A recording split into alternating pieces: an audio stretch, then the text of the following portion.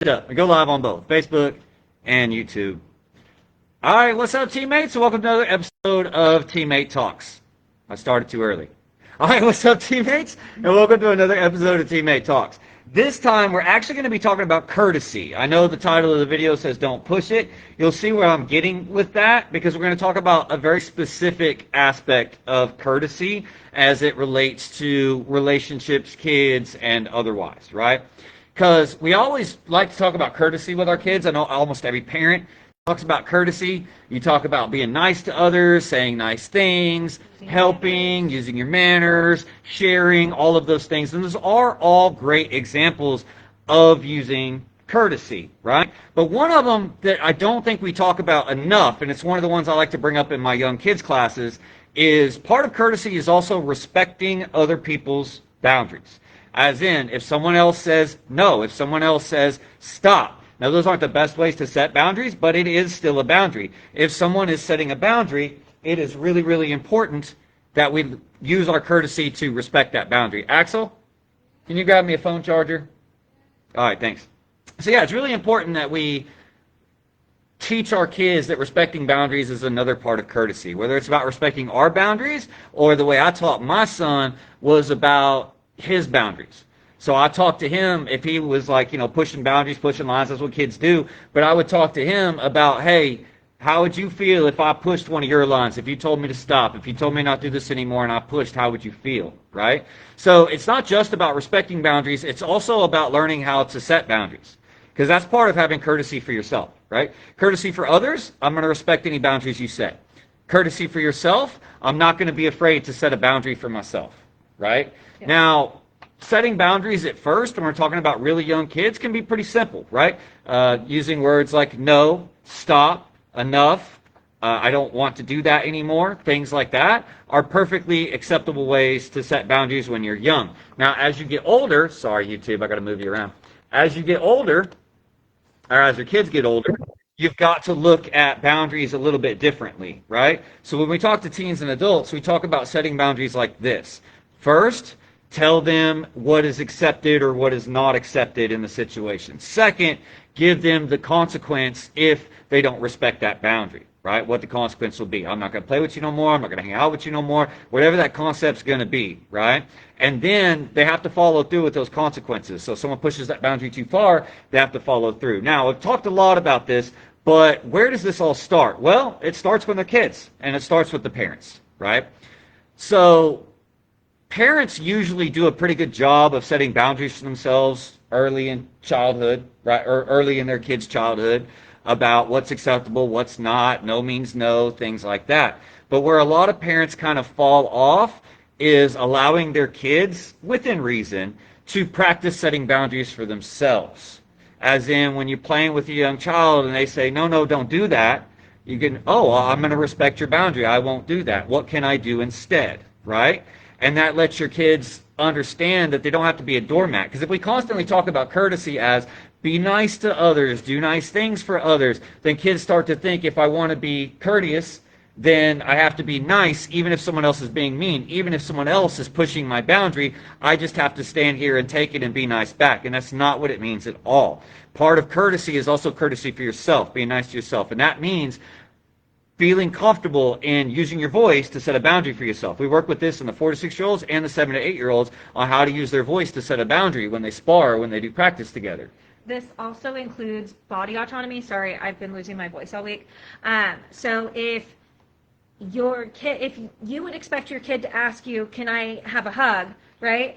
We should be doing the same thing. So if we force them to hug or kiss or this, that, and the other, then we're just teaching them that not only do their opinions not matter, but their bodies are not theirs and don't matter. Yeah, they don't have control to tell somebody that's not okay or that is okay. And that kind of stuff starts early, but then right? when they go to school, if all of a sudden they kiss some other kid or hug some other kid and then they get in trouble, then we're like, well, why did you do that? Yeah, well, they did it because everyone did it to them, yeah. Right? Everyone did it to them regardless of whether they wanted them to or liked it or not, and so they display that same behavior. So setting boundaries starts at home. It starts with you setting boundaries with your kids and making sure that they follow those boundaries. Now, when you set a boundary for your kid, it's just like setting a boundary with an adult, right?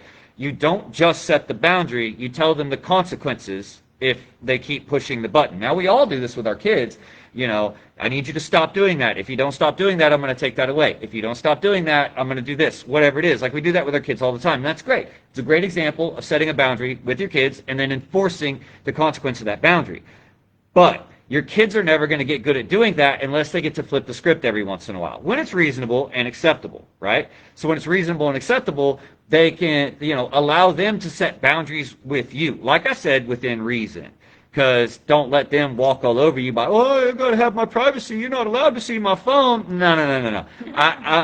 I got you that phone. You're still under my review. I'm going to check your phone, right? There's going to be certain things that you don't compromise on. But at the same time, you have to let them set boundaries for some things. For example, you got a 10, 11, 12-year-old that's frustrated or angry. This is a good chance to help them set boundaries by saying, hey, I understand emotionally you can't take what's going on right now. How about you tell me to leave you alone for a few minutes? I'll give you 10 minutes of time in your own room. That teaches them that it's okay to take space for themselves. It's okay to take time to process their emotions on their own. It's okay to set a boundary, right? And you can do that with young kids too. Because I was always like weird when I played with my son as a kid. Like I got really childlike, and sometimes I'd throw things or crash things together, and he wouldn't like it. He'd say, no, don't crash, no crash. He'd be 3 years old, no crash. Okay, yes, sir. And then I'm going to stop doing that. So he understands that his boundaries about his stuff and his body are things that need to be respected. Right? And then if someone pushes that too far, then he has all of my permission to defend those boundaries and whatever means he has to defend those boundaries in that time, right? So a big part of this, like I said, I'm talking about courtesy.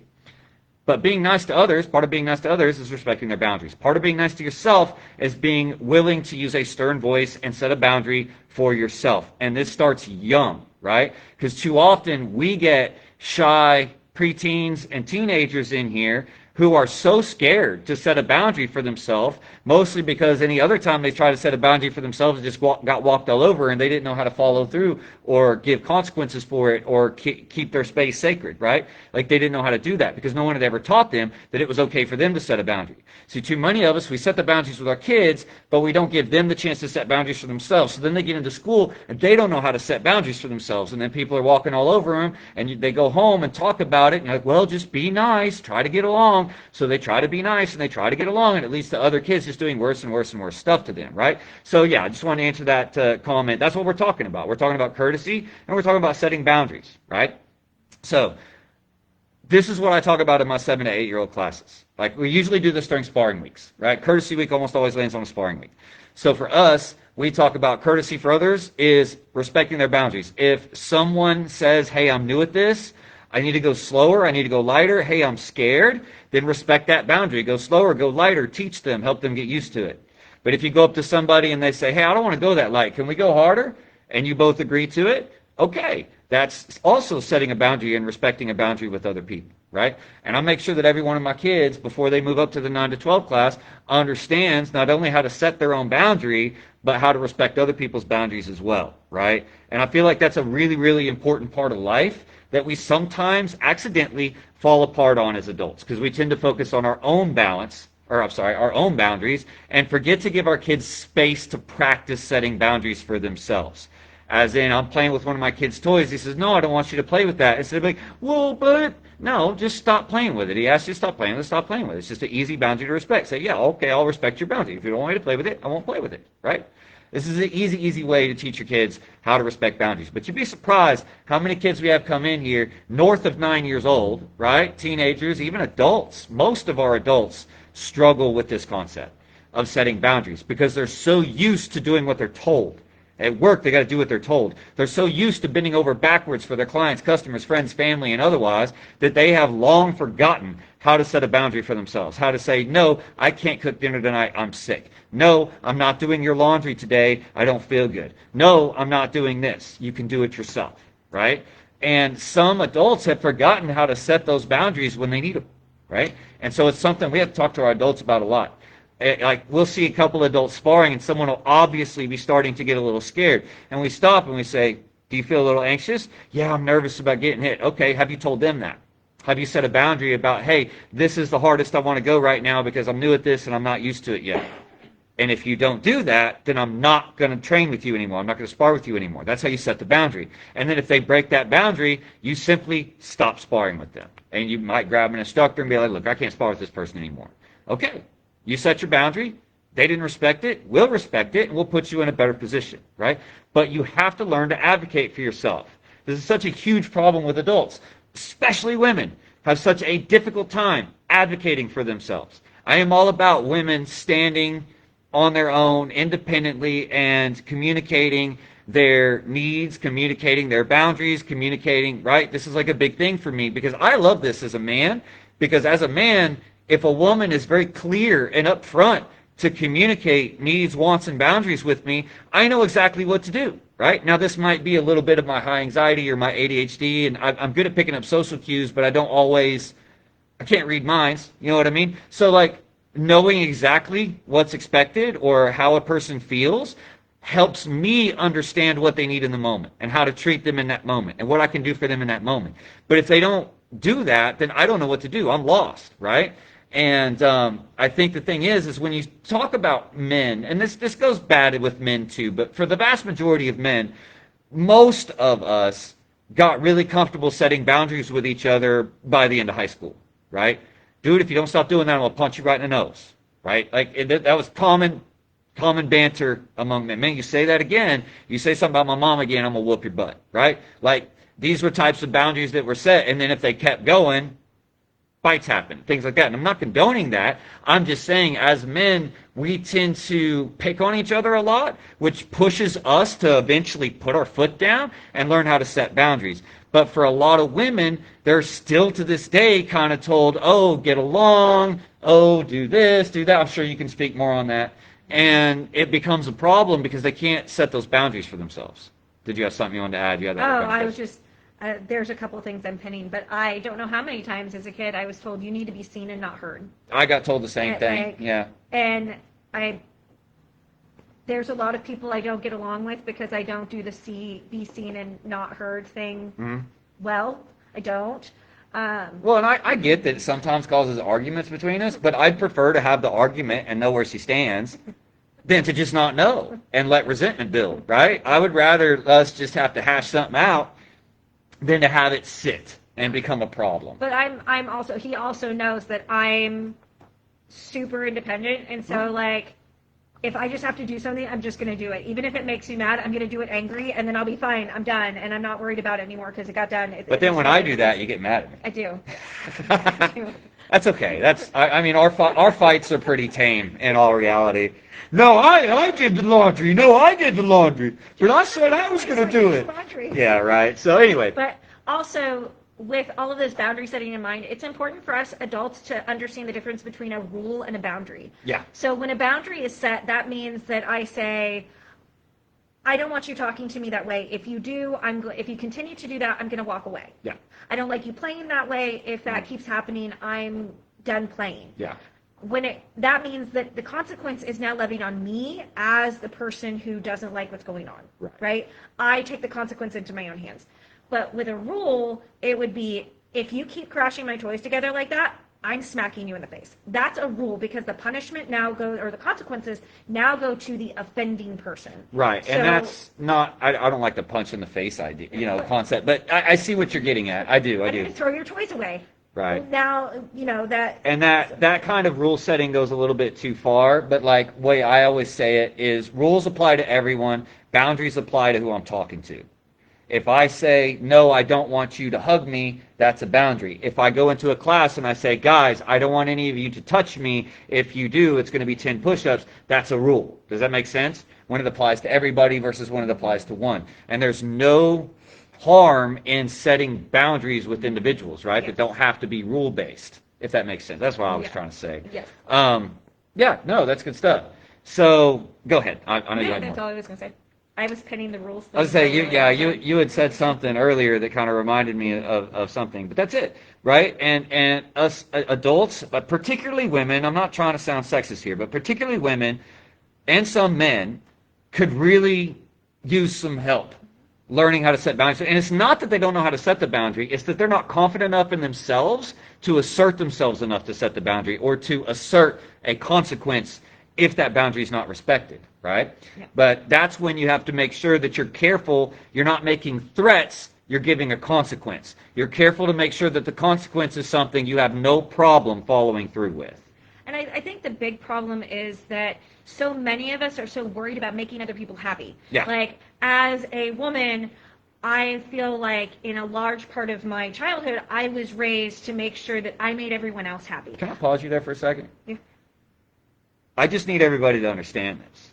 Any relationship you're in, child, adult, parent to parent, friends, spouses, I don't care. Your job is not to make anybody happy. Your job is to love that person regardless of how they feel. Maybe even regardless of how they're acting. But your job is not to make them happy. I just wanted to make that clear. Yeah.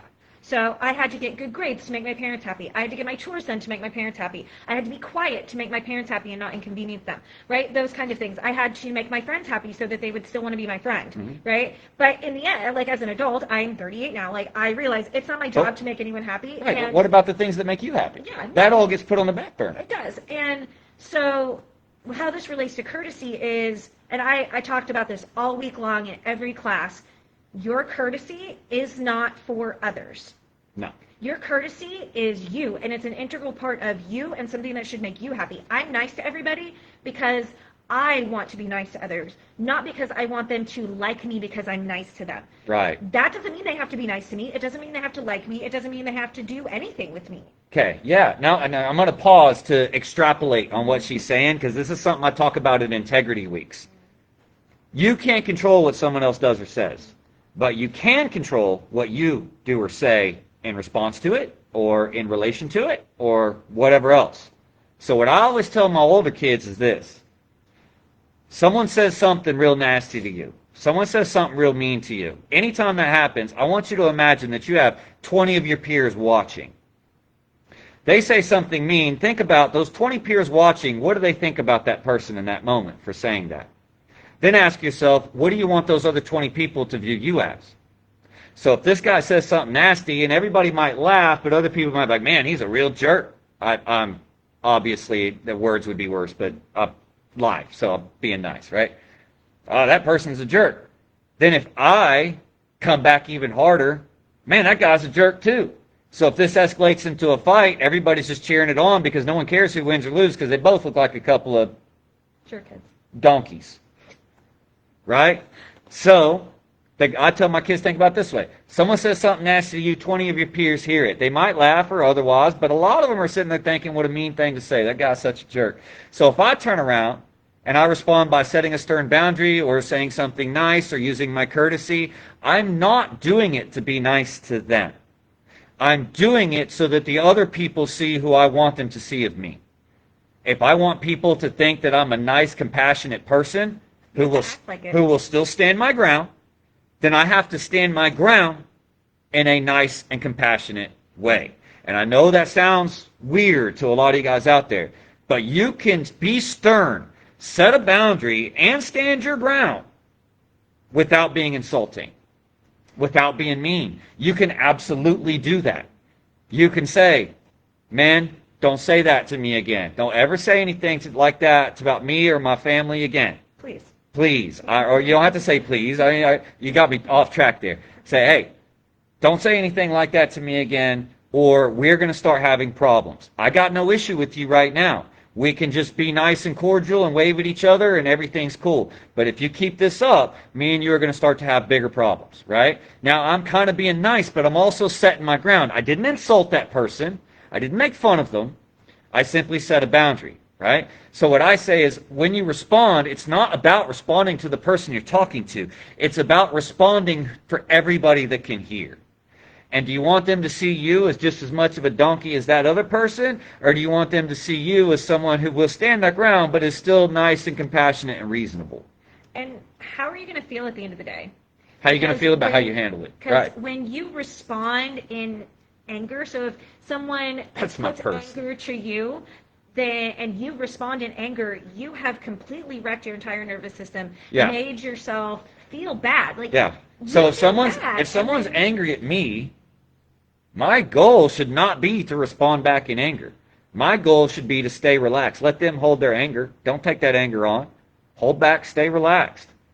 until something gets physical. If it escalates or whatever, then you do what you got to do, right?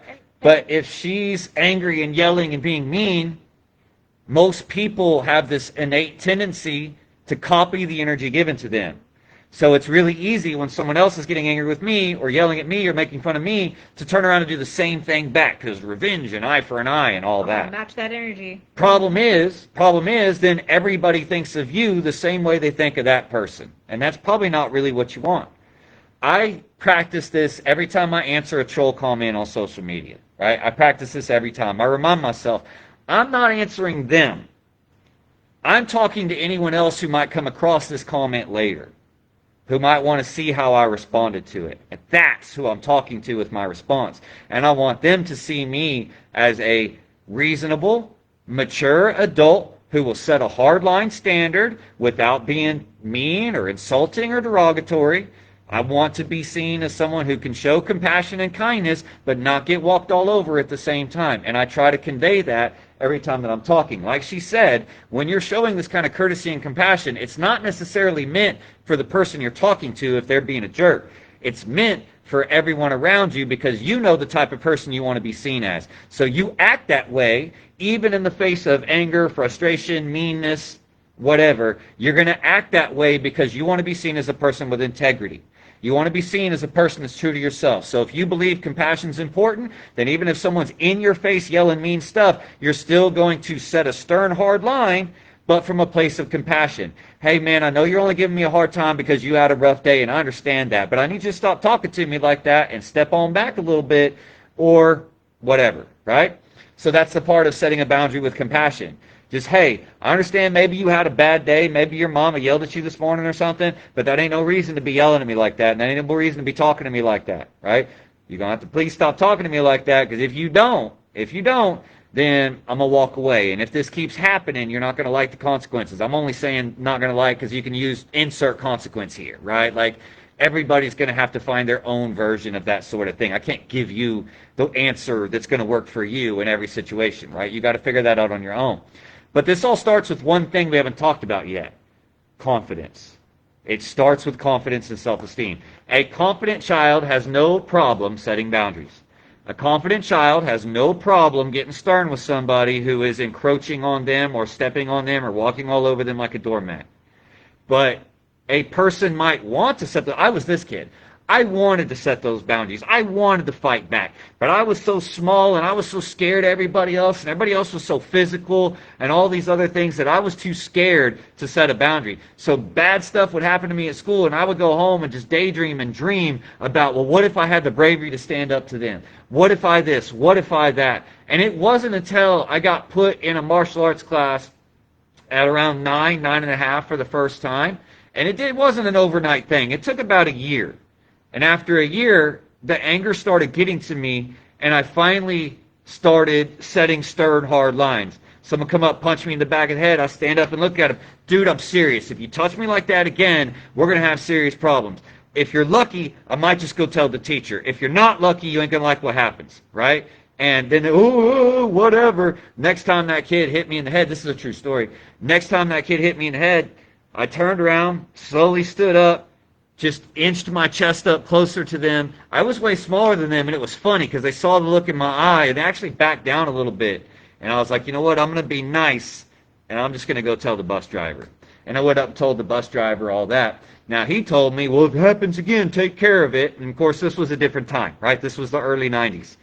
So the next time the kid did it, it was a couple weeks before he worked up the nerve to do it again. The next time the kid walked by and slapped me in the back of the head, they were walking past me, I stood up and grabbed both their feet and lifted them up and made them face plant on the ground. And I got on top of them, and I didn't hit them or anything. I just got on top of them, got them in a choke, stood there and said, apologize or I ain't letting go. Apologize or I ain't letting go. And it took them a minute or two to apologize. And then, everybody was kind of laughing. But after that, that dude not only showed me respect, he ended up becoming one of my closer friends a couple years later. This was Caleb. You know Caleb.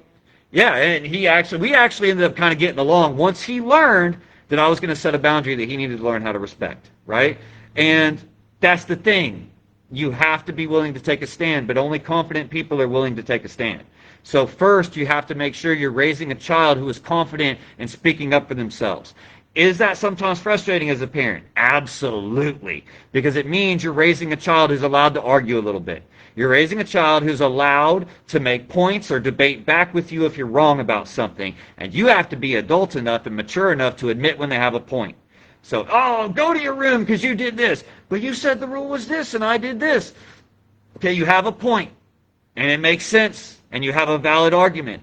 However, it still breaks the spirit of the rule, and you're still going to your room, right? Whatever it is, right? So you have to be, or if you're completely wrong, okay, I misjudged the situation. I got on to Axel a handful of times when he was getting lots of times. I'd get on to him about something I half seen out of the corner of my eye, and I'm like, don't you do that? This isn't a good thing to do. And they go, but that's not what I was doing. This is what I was doing. Oh crap, I just saw the end of it. I didn't see the whole thing, didn't realize that this was an okay thing. I'm sorry, son, I shouldn't have got onto you. I jumped at the wrong time. I remember one time getting onto him because him and a friend were like argue fighting. He was like 5 or 6. Him and his friend were like argue fighting, and they're looking mad at each other, and they're blah, blah, blah, blah, blah. And I caught it out of the corner of my eye. I was like, you two stop it. Y'all be yelling mean things at each other. And they were both like, well, but we weren't. And I was like, I saw you. We were just playing. We were acting out two people fighting. Like WWE. Oh, my bad. Yeah, they were acting out some WWE stuff. So I was like, oh, my bad. All right, that's my fault. Y'all were just playing. I didn't realize. I thought y'all looked so serious about it, you know? But you have to raise kids who are okay to stand up for themselves, who are okay to set a boundary, who are okay to use a stern voice. And this is not something that most kids come by naturally. A lot do. But most kids need to be taught this. They need to know it's okay to speak up. They need to know it's okay to say no in a stern voice. Like, because how many parents, think about this. Let's be honest with yourselves, parents out there. How many times do you say no to your kid as they're growing up? Now, did your kid ever do it back to you? And how did you respond? That's the key. How did you respond? You don't get to tell me no. You know, I set the rules in this house. You don't get to, probably something along those lines, right? That only reinforces to your child that they're not allowed to sternly set a boundary. Then you send that child to elementary school. And they're afraid to say no in a stern voice. They're afraid to say stop it. Because every time they said it to you, the only person they'd interacted with up to that point on any regular basis, it made things worse. So now they think, if I go to school and tell this other kid no or stop it, it's going to make the situation worse, just like it does when I try to do that with mom or dad. Right? Now, here's the thing. I'm not saying let your kids talk to you disrespectfully. What I'm saying is, if your child says no, and it's a reasonable thing, say, okay, I'll respect that. Or you can say, I don't much like the tone of the way you said that, but I like the fact that you're standing up for yourself. Right? You can say something along those lines. Right? So that you don't destroy that behavior in them. Anyway, I guess that's enough because we done lost the YouTube feed. My phone died. So until we see you guys again, be the best teammates you can be and be the best at being you.